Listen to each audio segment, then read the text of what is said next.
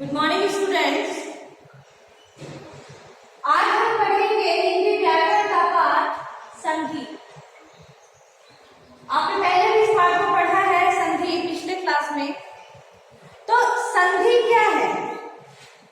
संधि मतलब होता है जोड़, योग। और यहाँ पे हम जो जोड़ रहे हैं, जो योग कर रहे हैं, वो शब्दों का है, ना कि संख्याओं का। तो संधि जो है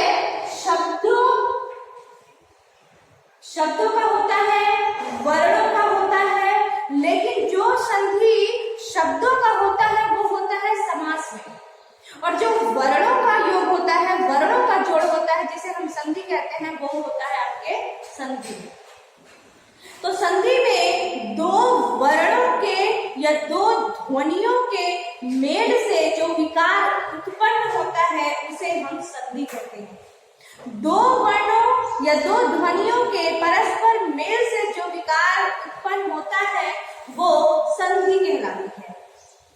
और जिसको हम जोड़ते हैं, जिसको हम इकट्ठा करते हैं, योग करते हैं, वो संधि कहलाती है। और जिन वर्णों को हम अलग कर देते हैं, उनका खंडन कर देते हैं, वो संधि विच्छेद कहलाती है। अब जैसे कि यहाँ पे मान लीजिए दीप धन अबली, ये विच्छेद है किसका? संधि का, इन वर्णों का। तो दीप धन अबली, और जब हमने इसे इकट्ठा किया तो ये दीपावली हो गई, तो ये संधि कहलाई। यानी कि इकट्ठा करना संधि और उसे अलग करना संधि विच्छेद। ये अब हम देखेंगे इसके प्रकार। हमने पढ़ा संधि के स्वर और व्यंजन, ये सब तो हमने पढ़ा ही था।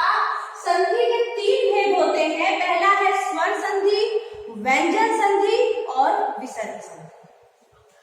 तो स्वर संधि, व्यंजन संधि और विसर्ग संधि में आज हम पढ़ेंगे स्वर संधि के भेद।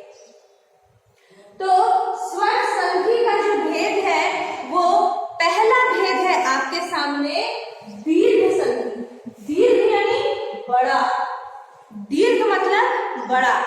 तो यहाँ पर जब दो स्वर वर्णों के, ध्यान दीजिए, दो स्वर वर्णों के मेल से जो बनता है, जो शब्द बनता है, वो स्वर संधि कहलाता है। और सबसे बड़ी इसकी पहचान यह है कि दोनों ही स्वर होते हैं।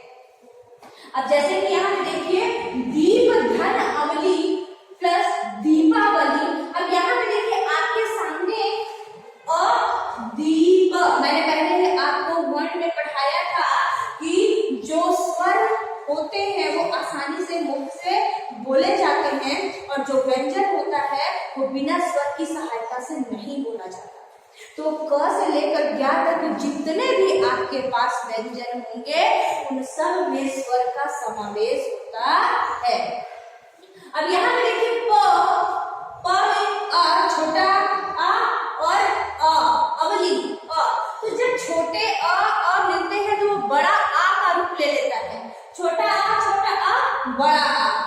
तो दीप धन अवली दीपावली, बड़ा आ हो गया। और यही चीज सब में लागू होगा। छोटा आ बड़ा आ, बड़ा आ छोटा आ बड़ा आ, छोटी ई बड़ी ई, बड़ी ई प्लस छोटी ई इक्वल बड़ी ई, छोटा ऊ बड़ा ऊ, बड़ा ऊ छोटा ऊ बड़ा ऊ। यानी कि हमको सबसे समझने की बात यही है कि जो दीर्घ स्वर संधि होती है, इसमें जो भी स्वर बने वो दीर्घ हो जाते हैं, वो बड़े हो जाते हैं। दीर्घ स्वर संधि की यही पहचान होती है। अब देखिए यहाँ पे रेखा धन अंकित, यहाँ पे देखिए रेखा आ बड़ा आ, अंकित छोटा आ, बड़ा आ छोटा आ रेखांकित, रेखांकित। देखिए ये बड़ा बन गया। उसके बाद फिर हमने देखा सुधन उक्ति, सुधन उक्ति छोटा ऊ छोटा ऊ, छोटा ऊ छोटा ऊ। तो ये क्या बन गया? सुक्ति, है ना। उसके बाद कवि खंड इंद्र, कवि छोटी ई प्लस छोटी ई क्या बन गया जाके बड़ी ई। कवि धन इंद्र कविंद्र। तो इस प्रकार से हमने देखा जो दीर्घ स्वर संधि होती है उसमें जो स्वर होता है वो बड़ा हो जाता है। अब दूसरा हम देखेंगे गुण संधि। गुण यानी इसकी क्वालिटी की क्या चेंज करता है ये। अब यहाँ पे देखिए गुण संधि में अगर आ के साथ, अब जैसे कि हमें स्वर संधि पढ़ रहे हैं तो ये पूरा स्वर का ही समावेश होगा, है ना। तो यहाँ पे देखिए अगर आ के साथ ई आ जाए तो क्या हो जाता है, वो वर्ड वो ए में बदल जाता है। आ के साथ अगर ई आए तो वो ए में बदल जाएगा। अगर आ के साथ ऊ आए तो वो ओ बन जाता है, और अगर आ के साथ री आ जाए तो वो अर बन जाता है। इनके साथ अगर ई आए तो ए बन गया, ऊ आए तो ओ बन गया, और अगर री आए तो अर बन जाता है। तो ये इसका गुण है, ये बदलने के लिए इसमें मतलब इसकी क्वालिटी है। अब यहाँ पे देखिए जैसे कि एग्जाम्पल के तौर पर यानी देखो स्वधन इच्छा, स्वधन इच्छा, स्वेच्छा। अब स्वेच्छा में यहाँ पे देखिए वर्ड में आ और यहाँ पे छोटी ई, आ के साथ ई आया तो ये तुरंत चेंज हो गया किसमें, ए में। तो स्वधन इच्छा स्वेच्छा। फिर देखिए यहाँ पे आ के साथ ऊ आ गया आपका महाधन उर्मी। अब आ के साथ ऊ आया तो हमारा क्या बना, ओ बना। तो महाधन उर्मी ये क्या बन गया आपका, महोर्मी। क्या बना ये, महोर्मी। उसके बाद तीसरा हमने देखा कि री अगर आ जाए आ के साथ तो वो अर बन जाता है। तो जैसे देव धन ऋषि और री देवर्षि, देव धन ऋषि देवर्षि।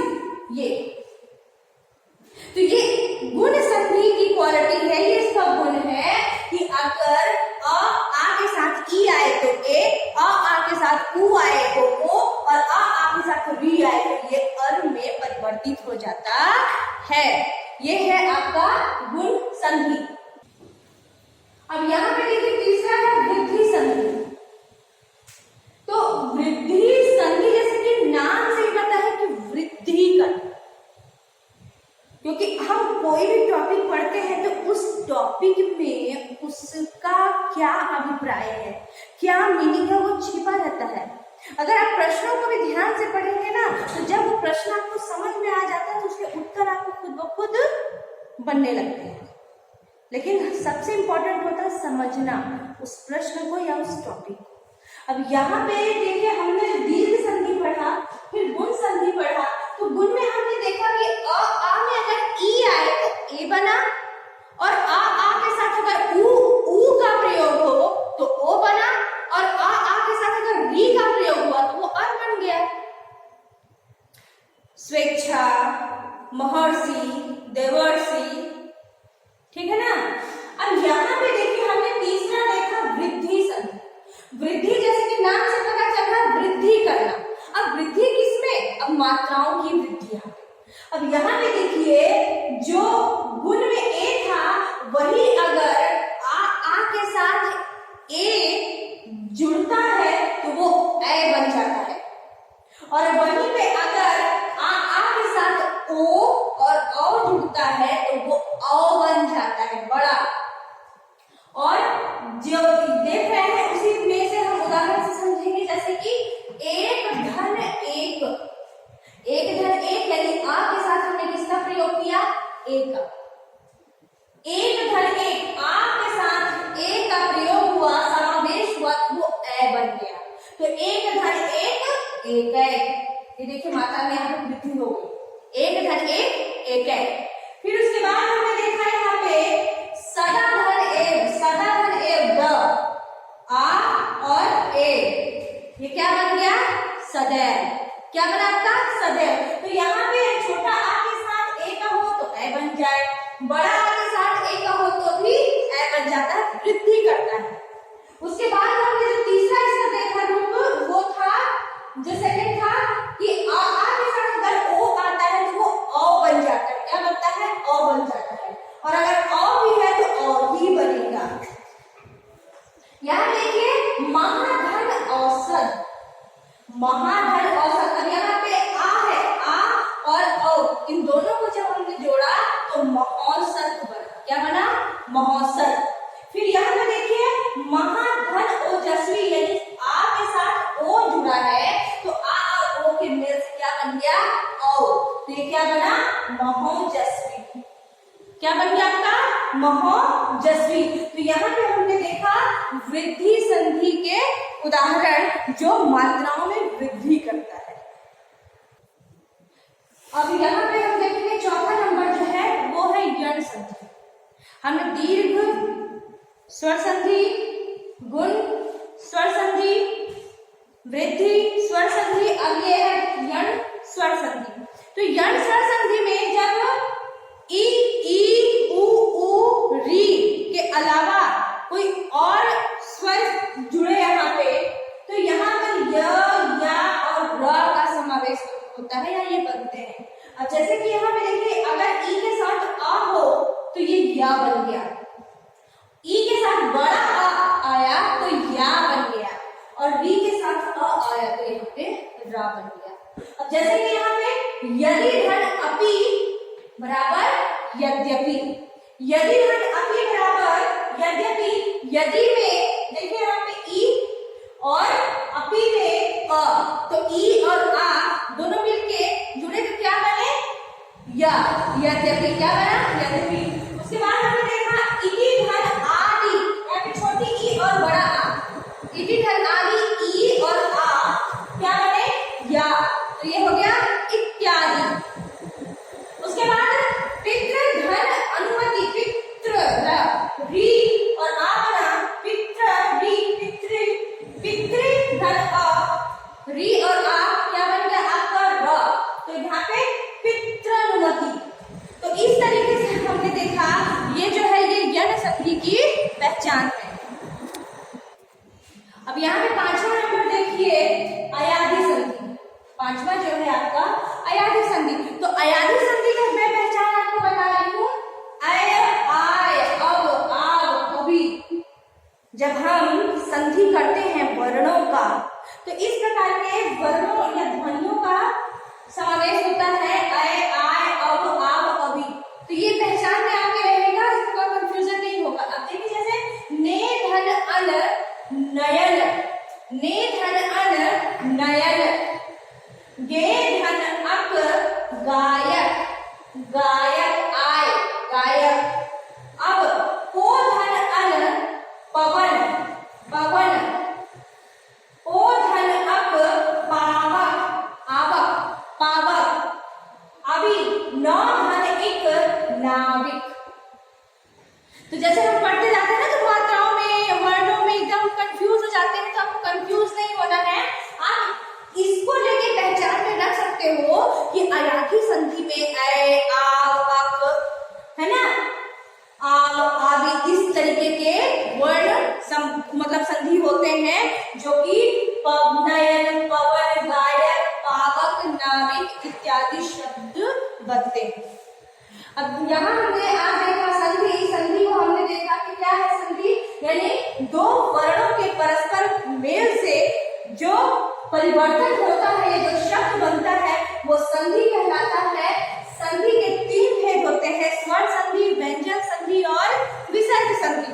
आज हमने पढ़ा स्वर संधि। स्वर संधि के 5 भेद होते हैं, जिसमें हमने देखा पहला दीर्घ स्वर संधि। दीर्घ स्वर संधि यानी कि दो वर्णों के मेल से जो तीसरा वर्ण बनता है वो बड़ा हो जाता है, दीर्घ हो जाता है।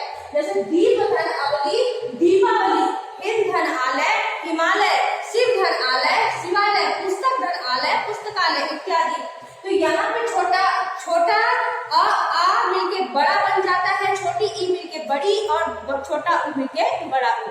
तो ये दीर्घ यानी इसकी पहचान है दीर्घ बनना, मात्राओं में दीर्घ यानी बड़ी मात्रा का हो जाना। उसके बाद हमने देखा गुण। गुण इसकी जो क्वालिटी हमने देखी, अगर आ में ई आए तो वो ए बन जाएगा, जैसे कि स्व, धन, इच्छा, स्वेच्छा। उसके बाद हमने देखा वृद्धि संधि। वृद्धि में यहाँ पे मात्राओं में वृद्धि होती है, जहां पे हमने देखा आ ई ए बन गया, आ उ ओ बन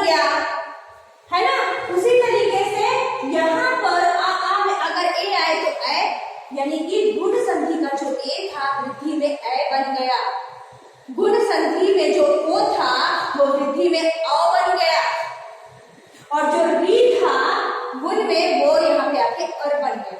तो यहाँ पे हमने देखा मात्राओं में क्या हुई, यहाँ मात्राओं में वृद्धि हो गई।